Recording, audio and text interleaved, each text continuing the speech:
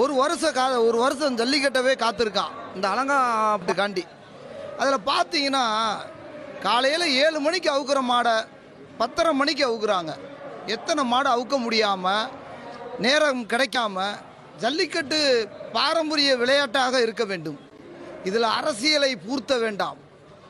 ஏன்னா இதில் அரசியலாக பார்க்காம துணை முதல்வர் எப்போனாலும் வரலாமே, அதுக்காண்டி எதுக்கு இவ்வளோ மக்களை காத்திருக்கக்கூடிய சூழ்நிலை? இதெல்லாம் நினைக்கும் போது இப்படி செய்யும் பொழுது ரொம்ப வேதனை கூடிய காட்சி.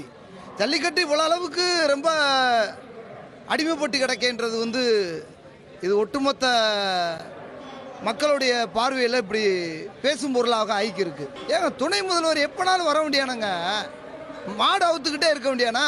காலையில் 7 மணிக்கு அவுக்க வேண்டிய மாடை 10:30 மணிக்கு அவுத்திங்கன்னா எத்தனை மாடு அவுக்க முடியாமல் இன்னைக்கு பணியிலையும் கொசுக்கட்டியிலையும் உயிரை துச்சமாக நினச்சி ஒவ்வொரு மாடுபிடி வீரரும் காலை உரிமையாளர் காத்து கொண்டு இருக்கிறான்.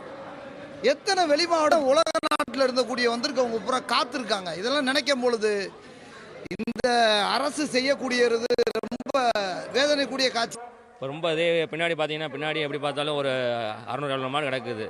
எப்படி பார்த்தாலும் மஞ்சள் 4 மணிக்கு முடிஞ்சு போயிடும். பாதி மாடு வெளியிலேருந்து வந்தவங்கலாம் மாடு வைக்க முடியாது. வண்டியோட போச்சு, சோறு தண்ணி இல்லாமல் கடந்து போலீஸ்காரங்கிட்ட அடிமதி வாங்கி மாடு தான் மாடு வைக்க முடியாமல் போயிடும். வாரவங்க வல்லனா வந்தால் ஒன்றுமே தெரியாது இல்லைண்ணே.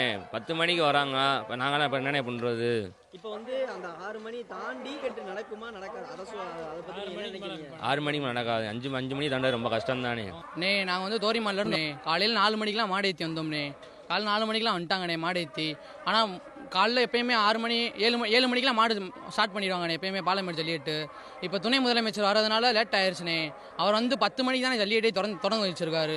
இனி இவங்க மாடு வேறு லேட் ஆகுதுண்ணே. ஒரு 1000 மாடு இருக்குண்ணே. 1000 மாடு டோக்கன் கொடுத்துருக்காங்கண்ணே. இந்த மாட்டை போனால் அவுக்கணும்ண்ணே. 1000 மாட்டு அவுக்கணும்ண்ணே. இது லேட் ஆயிரும்ண்ணே. வெளியூர்லேருந்து வரவங்களுக்குலாம் ரொம்ப பிரச்சனை ஆயிடுதுண்ணே. வெளியூர்லேருந்து வந்திருக்காங்கண்ணே மாடு ஏற்றி. அவ்வளோ தூரத்துலேருந்து வந்திருக்காங்கண்ணே. பாதி பேர்லாம் கரூர் இது சேலம் அதுலேருந்து வந்திருக்காங்கண்ணே. அவங்களாம் எப்படி அவுப்பாங்க? லேட் ஆயிடுச்சுண்ணே. துணை முதலமைச்சர் வெள்ளனா வந்தாருன்னா ஜல்லிக்கட்டு வேகமாக நடந்திருக்கும்ண்ணே.